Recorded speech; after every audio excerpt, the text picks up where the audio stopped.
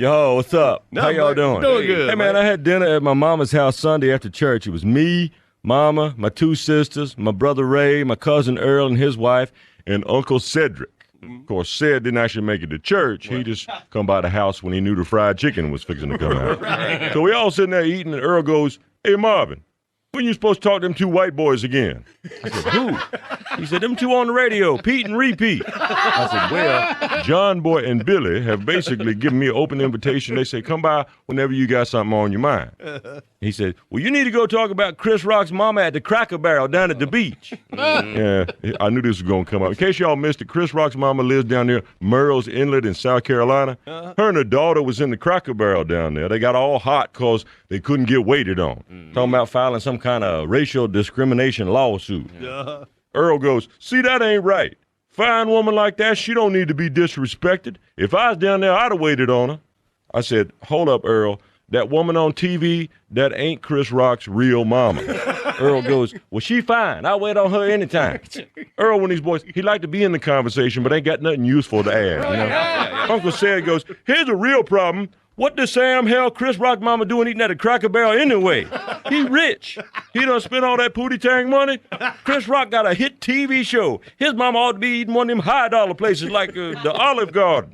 See, Said that's the nicest place he can think of. He thinks he's uptown when he goes into Olive Garden. Like he gonna look over at the next table, see Oprah and Denzel having dinner in there. I said, "Look, I think y'all need to cut the Cracker Barrel a little bit of slack here. They set the woman down at the table. It's just that it took her a long time to get a waitress. They ain't had no idea who she was. It ain't like she wears a cape that says, 'I'm Chris Rock's mama' on it." Earl goes, "Well, she ought to because she fine." I said, "Earl, please, let me talk here. Look, it might be a little bit of LeBron James and his mama in all this. You know, the one where mama thinks she the one famous. It might not be so much about I'm black as it is about I'm Chris Rock's mama. You dig?" Earl goes, "Well, if it ain't nothing to it, how come Al Sharpton fixing to file a lawsuit?" Uncle Ced goes, "Oh, 'cause he think there might be a TV camera in the neighborhood. Al Sharpton ain't never helped nobody but Al Sharpton. Man put Rev on the front of his name, ain't never been in the church I ever seen with his old Aunt Esther-looking hairdo." See, Uncle Ced he ain't got no use for Al Sharpton. I'm like, y'all please calm down. This woman smelled something, but it ain't fried chicken. If you ask me, it might be some money. I mean, how many $1 million Cracker Barrel done paid out 2-3 years ago last time this stuff come up? You think anybody that's still working at the Cracker Barrel gonna disrespect somebody cause they black? I don't think so. That'd be like a cop in L.A. pulling the car over and find out it's Rodney King driving. "Sir, you know how fast you are." "Hey, Mr. King, how you doing this evening?"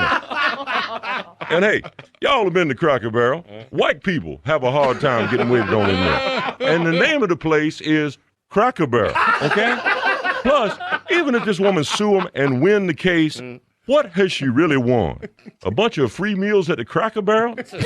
Free at last, free at last. When it comes to great moments in black history, that ain't exactly up there with breaking the color line at University of Alabama, you dig? Y'all think about it. I'm Marvin Webster.